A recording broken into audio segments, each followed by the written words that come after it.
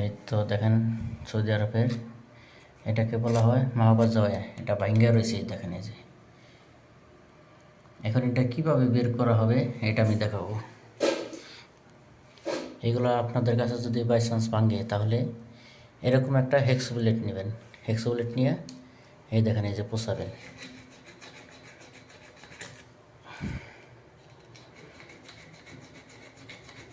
এখন মোবাইল ধরার মতো তো কেউ নাই, একা একা কাজ করতেছি, আমি দেখাচ্ছি যতটুকু সম্ভব।